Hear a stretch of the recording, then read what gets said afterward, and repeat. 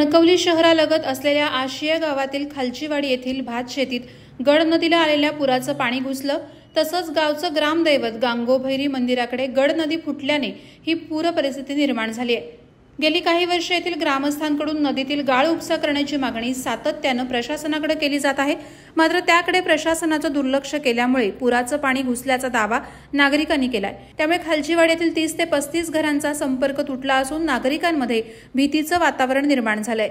दरम्यान या संदर्भात आशिया सरपंच महेश गुरव यांनी आपत्ती व्यवस्थापन कक्षाशी संपर्क साधून भात शेतीचं नुकसान आणि पुराच्या पाण्याची नोंद प्रशासनाने घ्यावी असं सांगितलं। तर दुसरीकडे कणकवली तालुक्यातील शिवडाव हलवळ मार्गावर झाड पडून वाहतूक तब्बल 2.5 तासापेक्षा जास्त वेळ ठप्प झाली होती। तर पर्यायी मार्ग असलेला हळवल भाकरवाडी शिवडाव रस्ता हा पूरस्थिती निर्माण झाल्यामुळे बंद झाला होता, त्यामुळे जनजीवन विस्कळीत झालं होतं। तर कामानिमित्त येणाऱ्या जाणाऱ्या नागरिकांचे मोठे हाल झाले। तसंच शिवडाव राऊळवाडी येथील पुलावरून पाणी जात असल्याने नागरिकांमध्ये भीतीचं वातावरण निर्माण झालं होतं। शिवडाव आणि हळवल भाकरवाडी गावाचा संपर्क तुटला होता। तसंच कणकवली ते आचरा जाणाऱ्या रस्त्यावर वरवडे उर्सुला स्कूल येथे पाणी भरल्याने बंद मार्ग वाहतुकीस बंद करण्यात आला होता। साधारणपणे या मार्गावर रस्त्यापासून तब्बल 4 ते 5 फूट पाणी साचलं होतं।